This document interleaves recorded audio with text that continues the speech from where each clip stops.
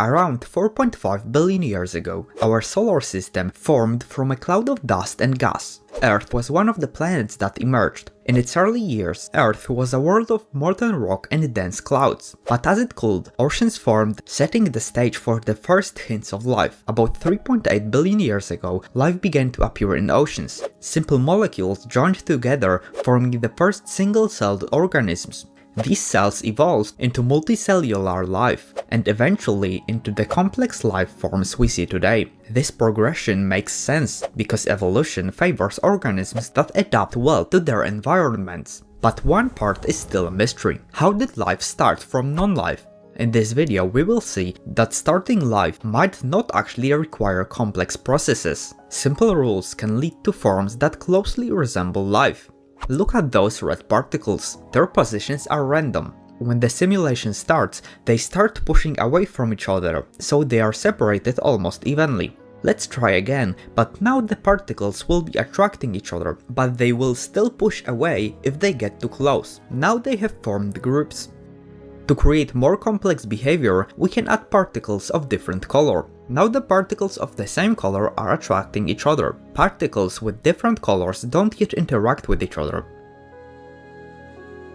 Now the rules are the same, but the opposite colors repel each other. This leads to more separation between the colors. The forces between the particles are symmetrical, meaning that if yellow particles repel red particles, the red particles also repel yellow particles.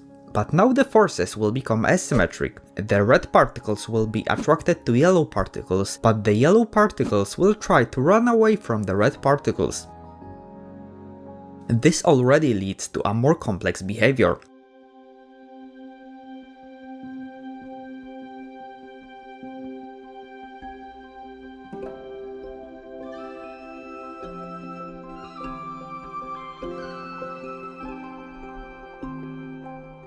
After running the simulation for some time, the shapes that look like cells start to emerge.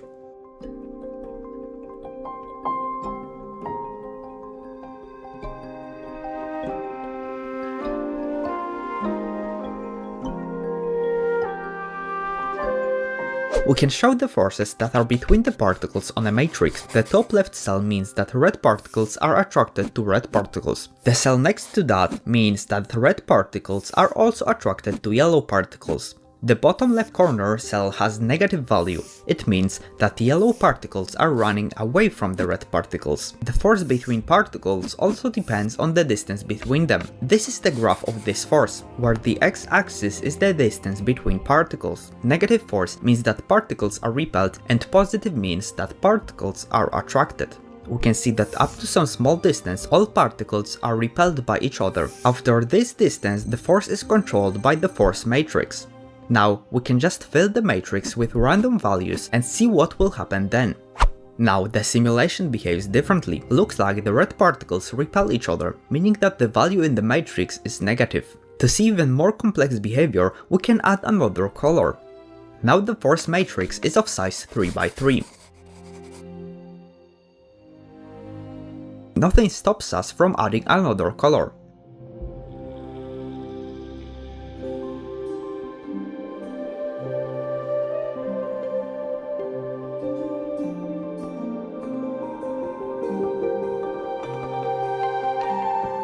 With just those simple rules, we can see a behavior that resembles real life.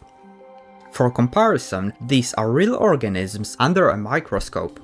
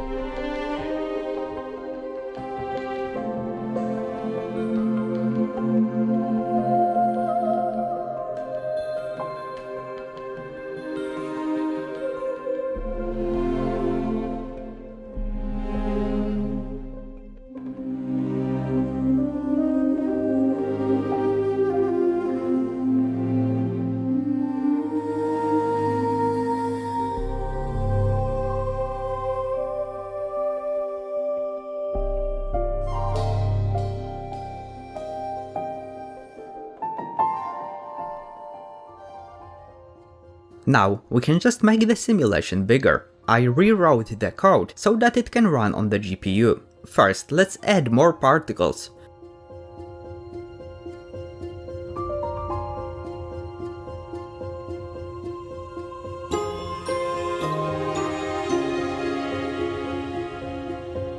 With too many particles, we can see some shapes emerging, but most of it is just chaos. But we can also make the size of the simulation bigger. Now you are looking at 30,000 particles.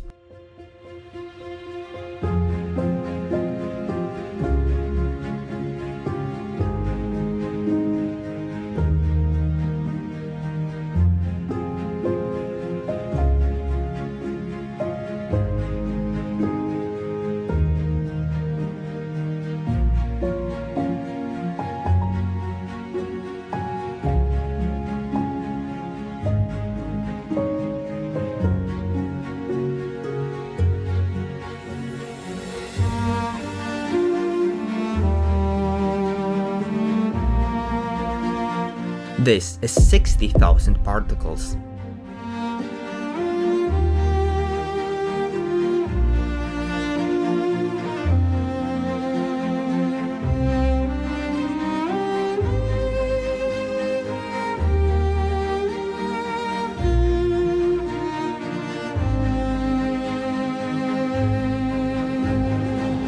It's hard to see the shapes because everything is so small, but we can make the max distance in which the particles will interact bigger. Now, the radius of interaction is 2 times bigger, so the particles should interact with more other particles at the same time.